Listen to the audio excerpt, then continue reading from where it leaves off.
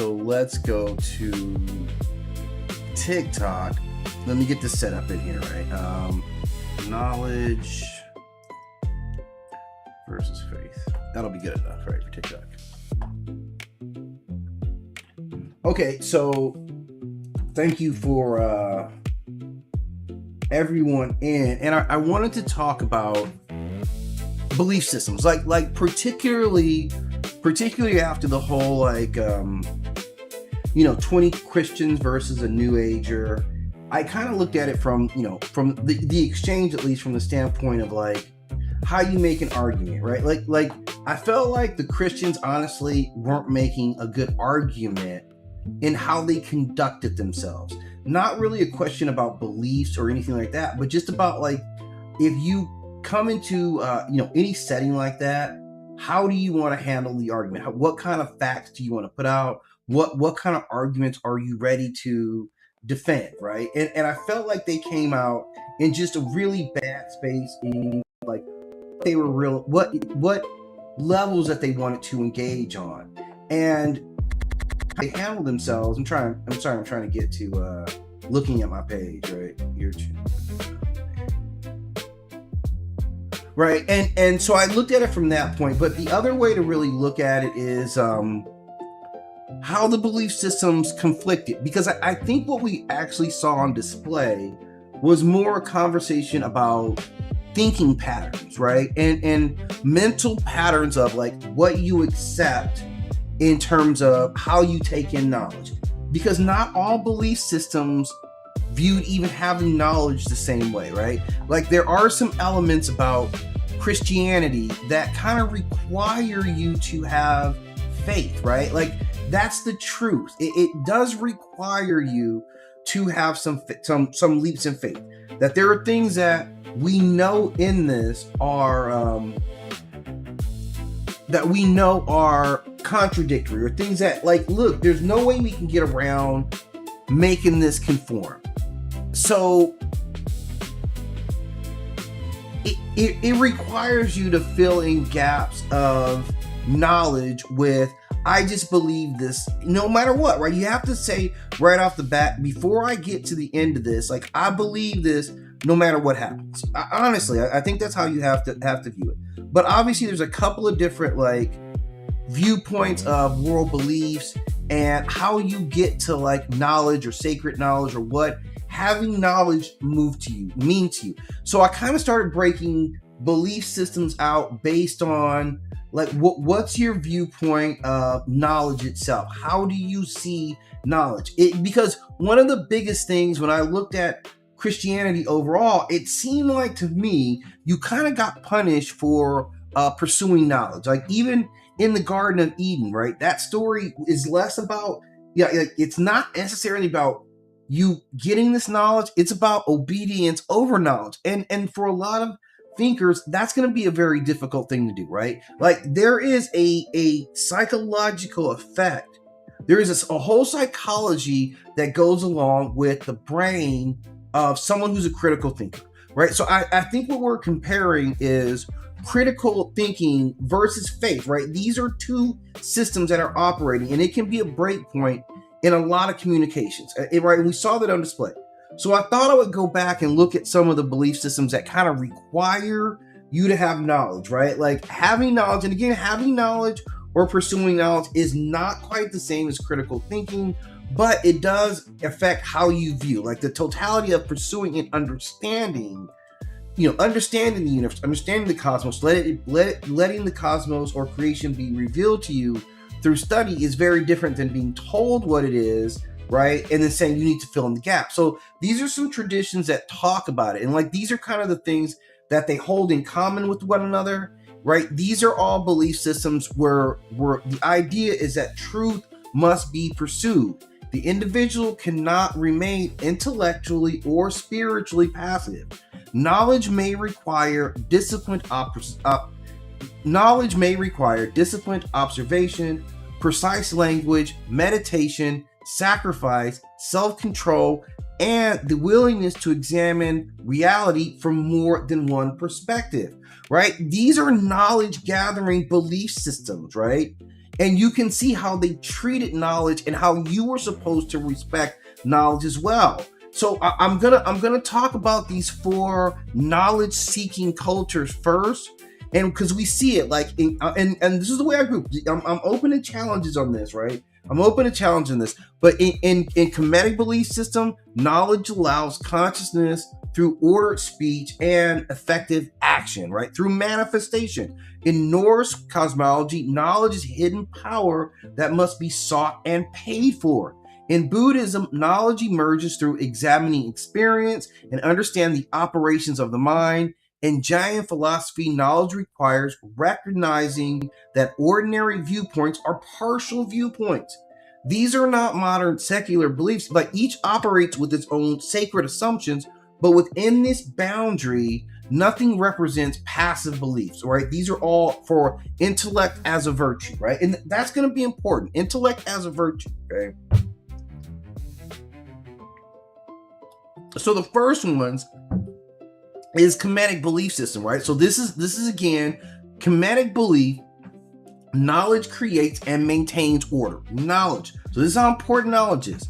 Geographically, we're talking Nile Valley civilization, principally Kemet. This is historically about 3000 BCE when this culture and idea starts to develop. Now, the central figures around its ideas about knowledge are, of course, Jehudi, or you may know him as Thoth, right? Seshet, Ptah, and Ma'at. All of these creatures embody, or these figures embody knowledge. And I would add Asar to that because he shared so much knowledge with mankind, right? But the central principle here is that knowledge converts potential into ordered reality. So Kemetic religion gives knowledge a cosmic and governmental and practical functions. Writing, measurement, mathematics, record keeping, medicine, astronomy, and truthful speech were not merely separate from the sacred world. These were methods by which order was established and maintained. Jehudi was a divine intelligence associated with wisdom, writing, language, calculation, time, and the interpretation of divine knowledge. He appears as the recorder and the adjudicator of the gods.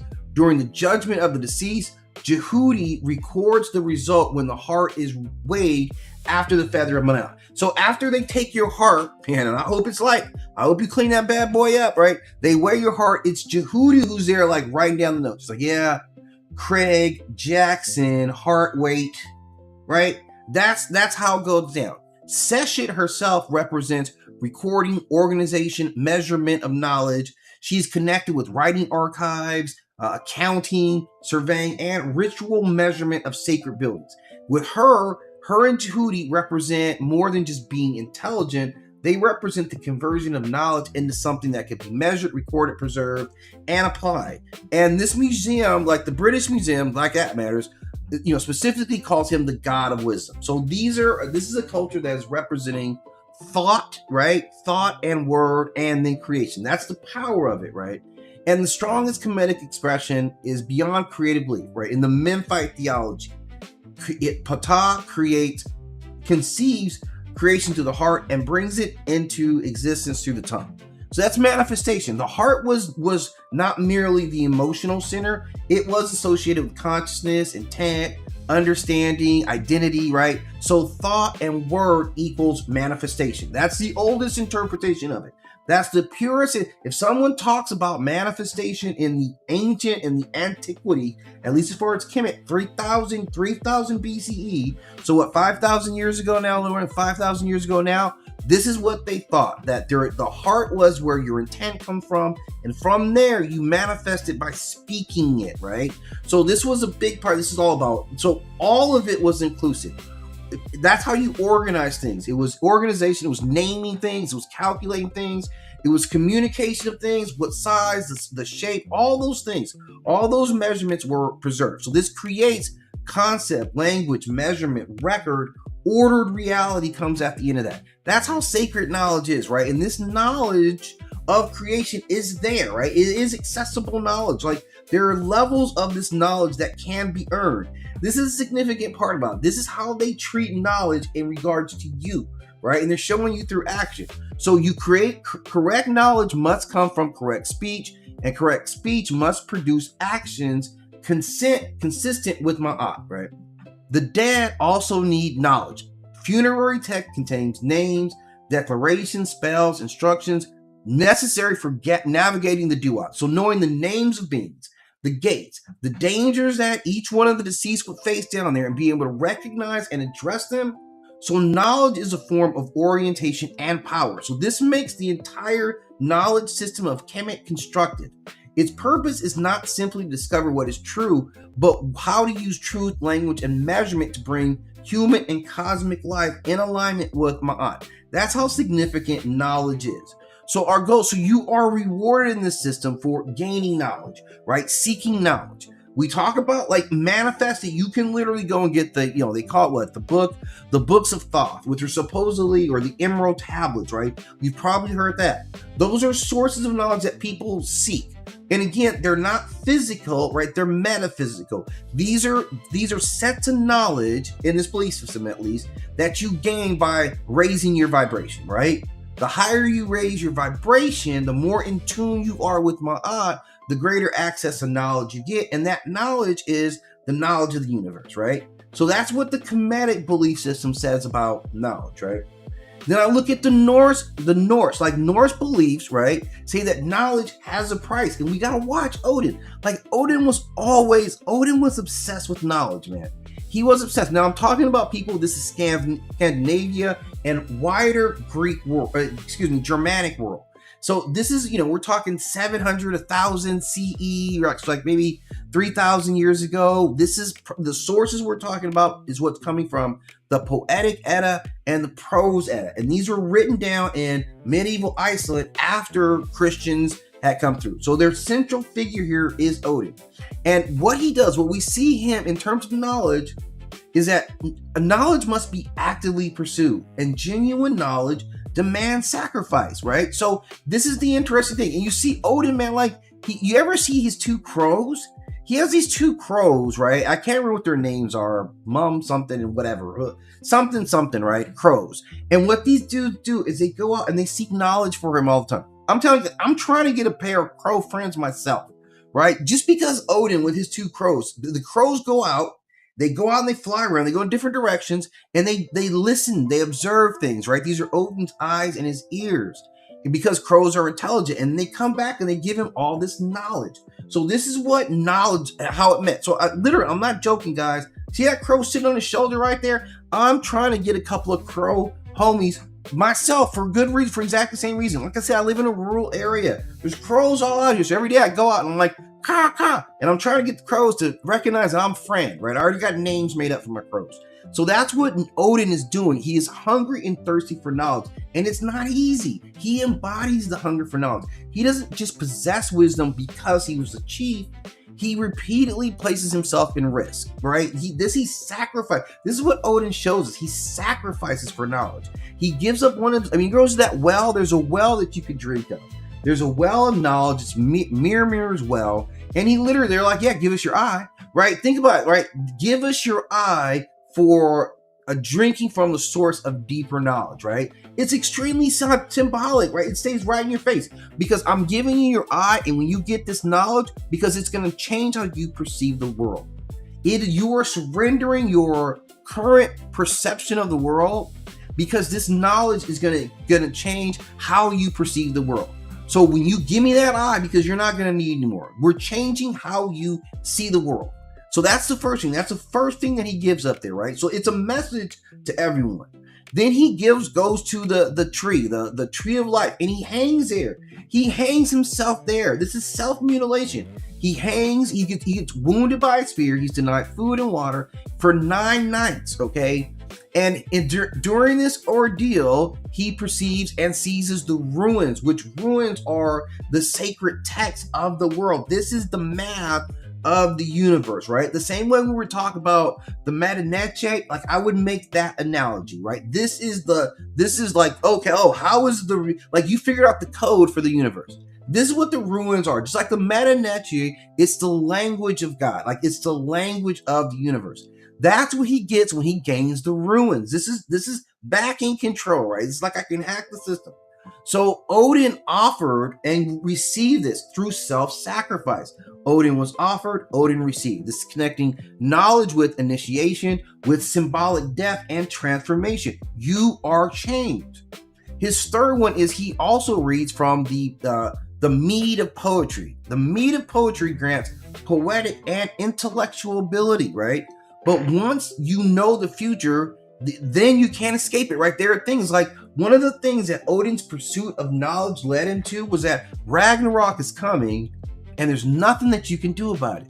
There's zero, zip, zilch, I don't give a damn how many soldiers you wrap around you, right? Like, I don't care what you get, who you put in jail, who you try to kill. This is happening, man. It's going down, right? It's inevitabilities, right? You think Thanos was inevitable? This is truly inevitable.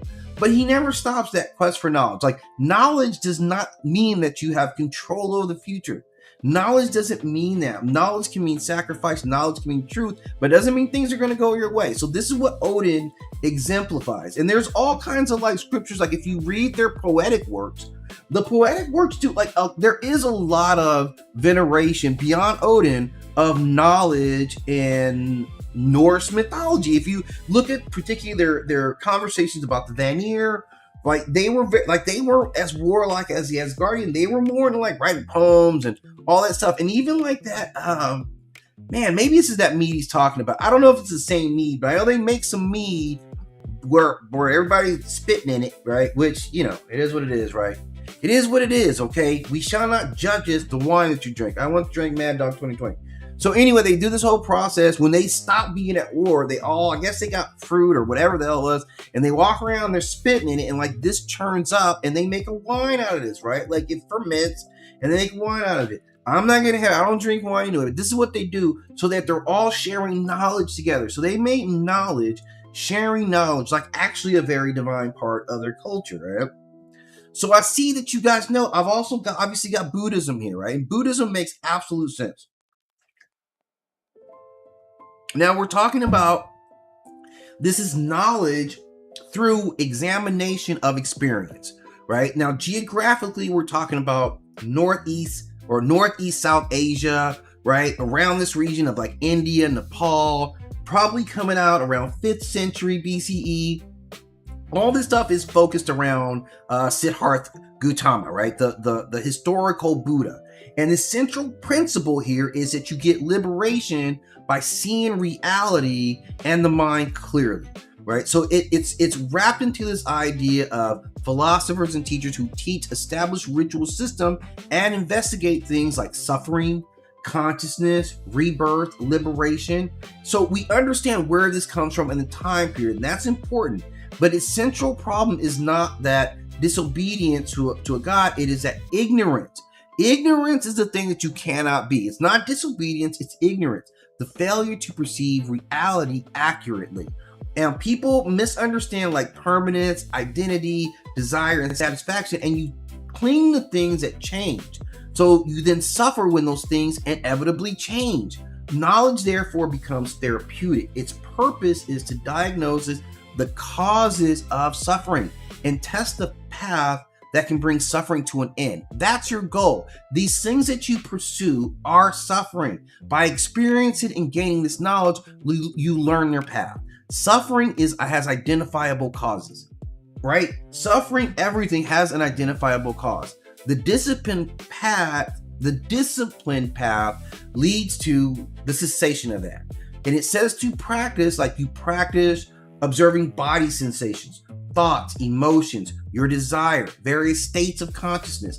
Meditation becomes like an inward examination, right? You're hitting all your points of energy. Like, my energy is supposed to be here. What's off, right? Like, I don't know how many points they have. I want to think it's like 9. I don't know if it's actually 9 chakras. Like, I don't know. You know, I call everything 9, right? For a reason, right? But that's the point. Like, you know where your chakras are. This is for the experts, right? People who know and can identify where their chakras. I understand it. I don't know if I'm ever doing it right, guys. I try really hard. Okay, I'm just gonna be really honest with you. And I feel some stuff. I feel like I'm doing it right. I probably need some instruction, right? But that's simply it. They're able to understand how the energy is flowing within their own bodies through this process. It's inward inspection, right? It's inward knowledge. So there's a little nuance to that. Like they're taught obviously to respect authority, and they are peaceful with culture and study. This is not all inward stuff. They have scriptures, they have teachers, they have monastery authorities, they have devotional practice, they have devotional commitment. So the distinction is that the verbal belief is usually insufficient. Like you have to be taught. The practitioners gradually develop, like insight. And it's through this insight that they gain greater access to various knowledge. Like that's kind of how it works. But it does remind you, it does say like specifically like that knowledge, that questioning, that learning, that is a part of the process. Even the painful parts are parts that you have to be comfortable with, right? And so the fourth one I'll put into this category here is this giantist philosophy that truth is larger than a single viewpoint, right? And that's very key. Like, how do you see the world? Can you see the world and understand that? Not that I need to understand someone else's viewpoint, but I need to understand that somebody else's viewpoint exists, right? Which are very different things. If I hear your viewpoint, I don't have to believe it, but I have to believe that your viewpoint exists. It exists. It exists probably within the same parameters that my viewpoint will exist, right? So that was central here. Now, again, this is another Northeastern India religion. This is probably, what are they saying, like 6th century, so 5th, 6th century. And you had a couple of central figures that were kind of central to this 24 cosmic cycles. The main principle here is that right knowledge, many-sided realities, and intellectual restraint, right? So it developed roughly similar to the times and environment of Buddhism, but it became associated more with Eastern philosophy. It does not consider itself the inventor of the religion. It just says that these are passed down to reaching this path. So they occupy a space of liberation. Their path is right view, right knowledge, right conduct, right? It's very simple. Conduct depends on, correct understanding. Ignorance and distorted judgment contribute to passions and actions that bind the soul in karmic matters, right? It's simple as this. Do the right thing. God damn it, stop it, right? Everyone has their own truth. It's not saying that everyone has like their own truth, but simply everyone does have their viewpoint. And again, I don't have to accept your viewpoint, but I have to acknowledge that your viewpoint exists. So a lot of these are kind of tied to more like self or pursuit of knowledge. All these systems say that knowledge is sacred, but they locate its power in different places. I think for Kemetic beliefs, it is conceived, it's spoken, it's measured, it's used to maintain order. Norse beliefs say that it's hidden, it's mad costly, and the seeker must be willing to sacrifice in order to attain knowledge, right?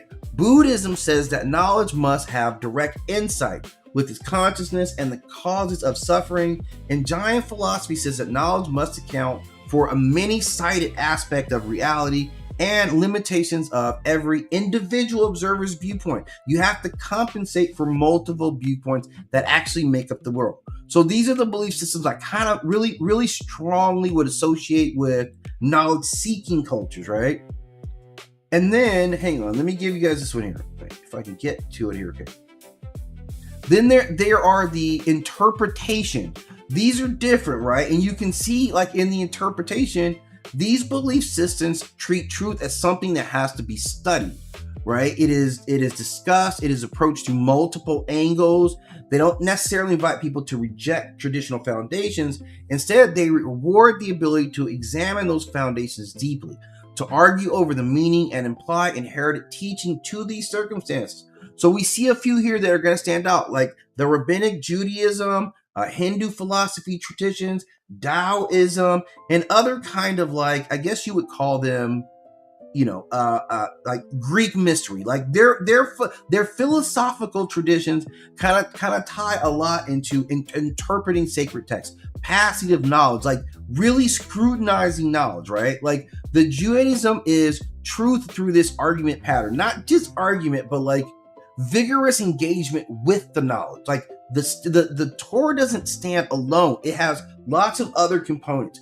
including oral traditions, like legal reasonings on the backside, commentaries, counter arguments, centuries of debate itself about how the teaching should be understood. So, and this is active, like this is them actively right now in their faith, that they are still seeking deeper meaning of these beliefs that they've been working on for centuries. For centuries, they've been questioning it. They keep it alive, and each layer of questioning adds to the overall body, right? It frequently, it encourages competing opinions rather than erasing every position. A rejected argument. Don't think about this. A rejected argument has absolute value, right? And why that argument is valued because it also records other ways of reasoning through a central point of view.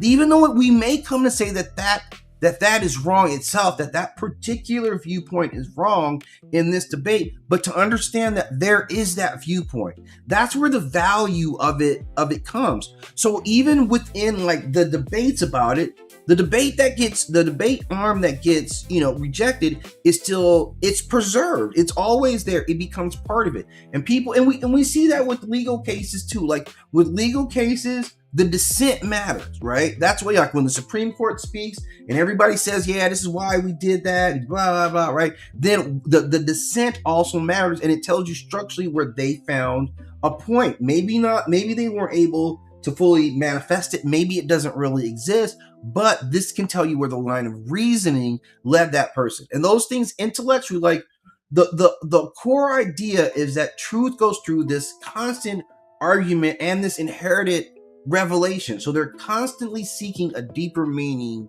to what their beliefs mean, what they meant, the context of it. And I mean, it's an amazingly rigorous, like, intellectual endeavor. Like, I have to say that these are minds that are really going through all those levels of their beliefs. It requires so much understanding. It requires so much specialization of knowledge. It's shocking, right? If you really get into what these rabbinic texts, like the level of study that they put into it, it's remarkable. It's absolutely remarkable. I think like the others, I'm not, after talking about Buddhism, I'm not saying, more so than these, but it is just purely from an outsider standpoint, like the others. It's a remarkable amount of mastery of knowledge to be able to have these conversations that these guys have, right?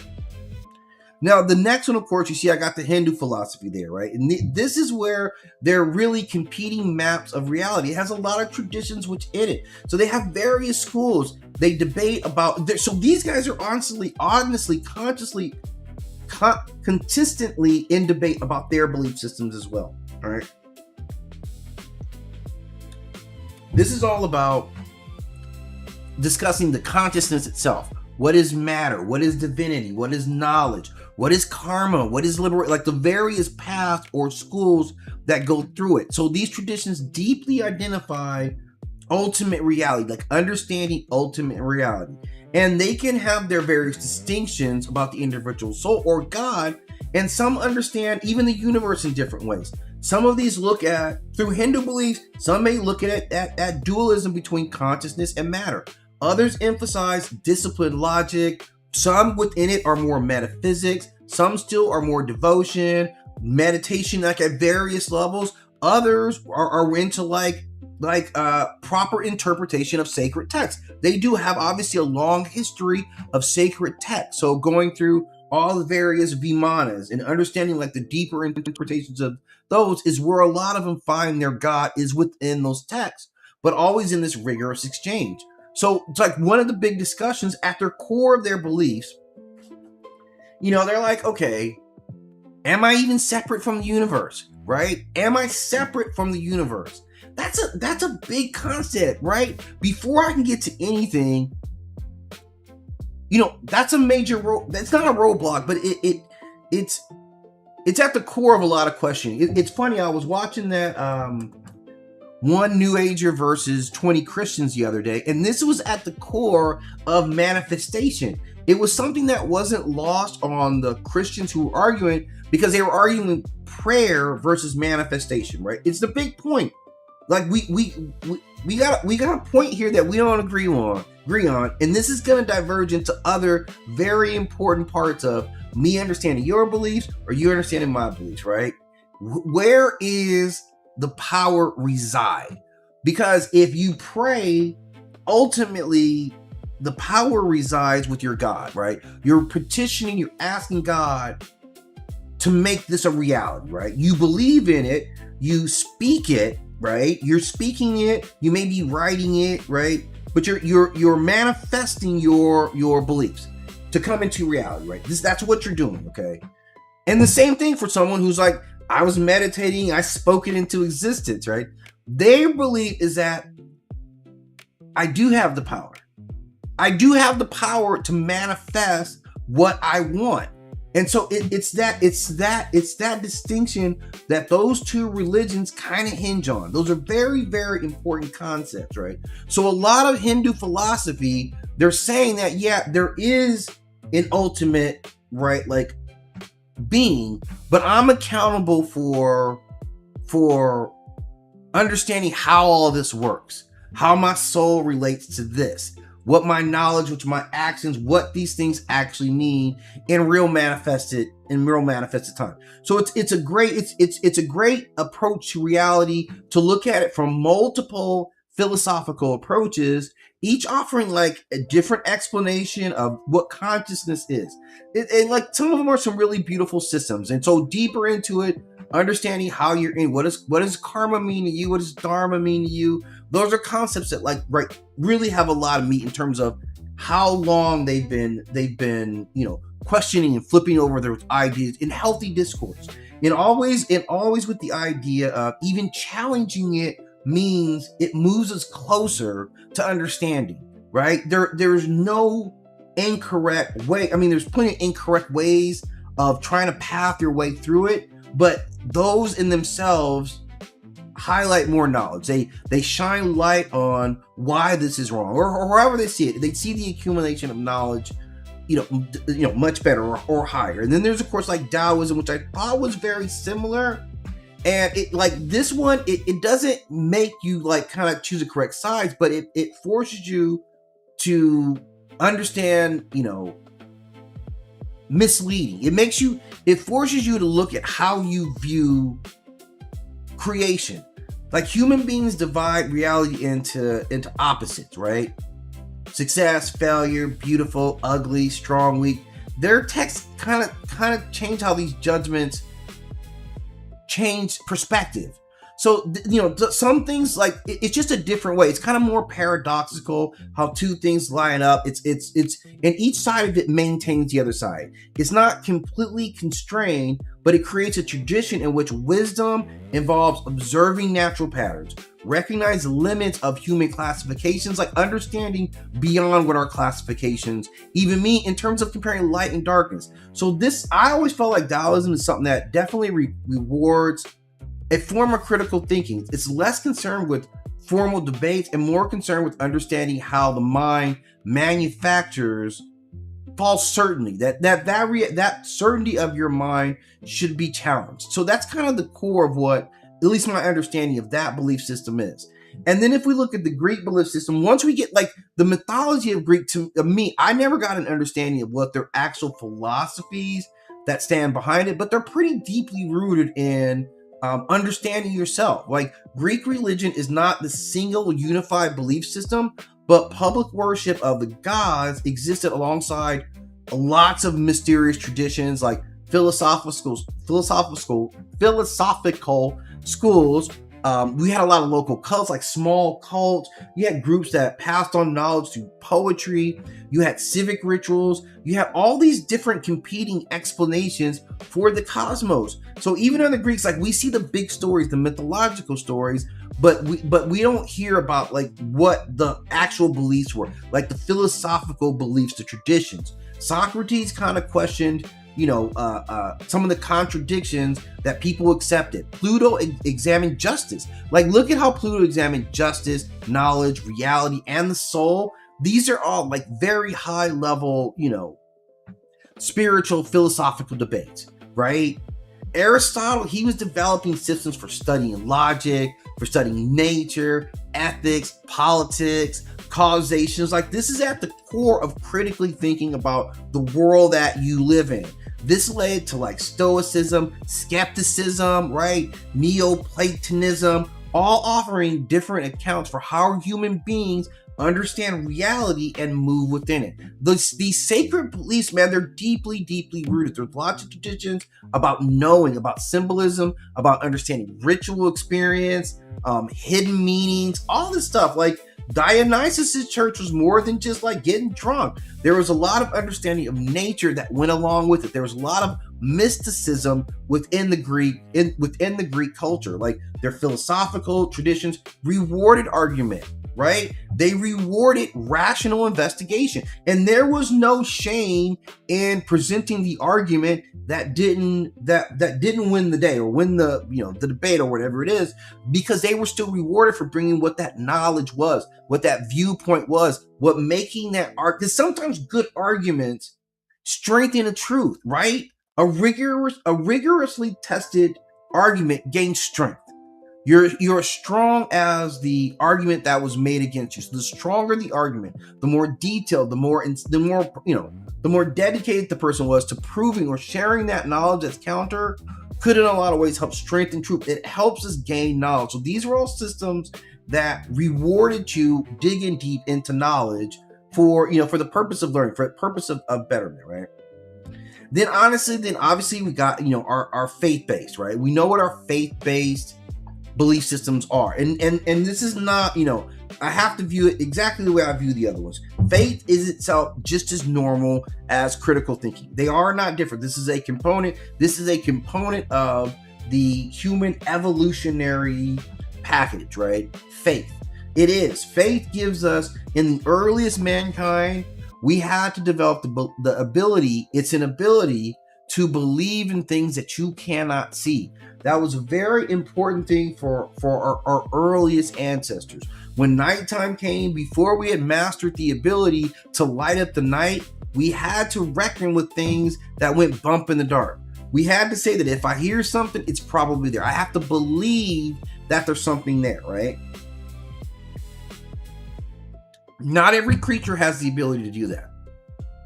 Not every type of brain has the ability to forecast for things that aren't there. Some animal brains have the ability to do that, to think about something that's not in front of them, but that's not every brain.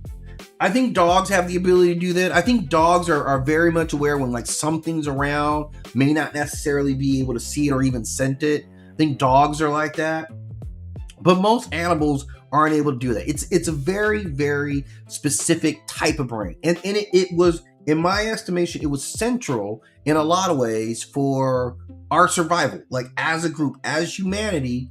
And evolutionary traits don't always hit everyone, right? Not everyone. Part of a population may have it, right? Because nature wants to win, right? If I give one half of a population this trait, and I give the other half of the populace a competing trait, no matter what, I'm gonna win. I'm never wrong, right? That's what nature does. So nature did gift the ability to believe in something that you cannot see to parts of our population, while other parts of the population would not receive that gift. Some people don't have the capacity to operate on faith. We got to kind of understand that, because that's a function of the brain. And sometimes you got to see where, okay, this person is wired this way. This person is wired to seek information in certain ways. Like, sometimes you ever talk to like, so I worked in, I worked in software engineering. I worked around a lot of tech for a long time, right? And you guys get it. Like, talking to engineers is very different, right, than talking to someone who's more, kind of left brain, or is it right brain, whichever one's more, kind of verbal, social. There are literally gaps between those two type of people. Sometimes you're really tech person versus like someone who may work like, in your marketing, or that requires a different kind of brain skill set. So this is kind of what we're talking. So some belief systems do allow, like, obedience is kind of central to it. Like, where, so with Christianity, right? This is very important. It's faith in Christ. You have to repent. You have divine grace. You have to have obedience. Critical inquiry operates within a protected doctrine, right? So you can read and question what's in the faith, but it's got to lead back to the same answer, right? No matter what happens, it's going to come to the same answer. And whatever gap in between what you read and this answer is called faith. Okay, loosely kind of translated, right? Islam is kind of the same. Their study and reasoning are valued, but ultimately submission to Allah and acceptance of revelation itself is foundational, right? You don't get there without that. And then there's other kind of revelation-based movements from ancient scriptures, truths about things that are delivered through, like, prophets or scriptures or divine orders. There's a whole lot of that stuff out there. Some of this stuff never makes the front pages, but there's a lot of different, like, scripture-based belief from all kinds of stuff, not just from older, Jewish texts, from, ancient, a lot of ancient cults, Kemetic testers, all these like different associations with all type of like prophecy, right? So Christianity hinges on salvation, right? This is on salvation and relationship with Jesus Christ. All Christian documents, all Christians, they can kind of disagree about doctrine, sacraments, a lot of that stuff, right? But ultimately it comes back to this. This is the core tenet. We're gonna argue about these other things, but God exists. Jesus is Christ. Jesus' death and resurrections are the saving significance. Humanity needs reconciliation with God because you're divided from Him because of sin, and divine revelation carries authority, right? So it absolutely contains intellectual traditions within Christianity, right? Augustine, Thomas Aquinas, right? There's lots of theologians, biblical scholars. There's a wide history. There's a wide history to it. They have established universities. They preserve manuscript. They generated complex arguments about morality, about consciousness, about law, about creation, about the nature of God. All those things exist within Christianity, but you better have faith, right? All that stuff does exist. All that stuff operates within what would be called faith seeking, right? So what it has done is this is the end result anyway, right? Like you're within this. So whatever happens, let me see. I'm trying to think of a great analogy, right? Like, okay. So I was staying with my grandmother, right? And I was getting a little older, and Sunday morning, and I get up and I'm just kind of like chilling. I was in college. Actually, I just started college, and I was staying with my grandmother for a little while, right? Because she lived in Santa Barbara where I went to school. And she wake up, she's getting ready to go to church, right? And she's like, yeah, so do you want to go to church or do you want to stay home? And I'm like, I want to stay home, right? And she's like, yeah, okay, get ready for church. I'm like, I thought you asked me if She's like, yeah, I just wanted to give you the choice, even though that choice wasn't there, right? That's essentially what it felt like. That's what it was to me, right? Is that choice. So, with that idea, like you can search within knowledge, but you still better come back to this. And with Islam, I think it's kind of the same thing. It's knowledge comes under revelation, like you can pursue knowledge, right? The Quran, draws attention to signs in nature, history, human consciousness, creation itself. Islamic tradition has developed major philosophy, medicine, astronomy, mathematics, right? Textual scriptures. They have a complete history of debates about free will, about ethics, all these things that would occupy intellectual minds. But however, you have to express submission. No matter what, you have to submit. That is just the Bible. So it does require the submission to me, which is the bigger elements. Like you will submit, bow down when you come to my town. So that's kind of, how we look at it. And there's other kind of revelation-based, belief systems that kind of hover around those same type of concepts where you're following like prophets or revelations about, days to come. That exists throughout the history of mankind. So I just wanted to kind of touch on how belief systems view knowledge, especially like critical thinking versus, the idea that it's faith-based. Not that either is bad or not normal, but just that they're two different systems, or really 3 or 4 different systems, and how we handle the pursuit of knowledge, like what knowledge means, how it changes your belief systems or doesn't, right? And at the end of the day, right, we'll see how it levels out, right? So thanks for stopping in. If you guys have some questions about it, obviously it'll be uploaded on the channel. But as always, thank you for the attention, and hopefully I can get a like and share out of it. And I'll see you guys later this afternoon.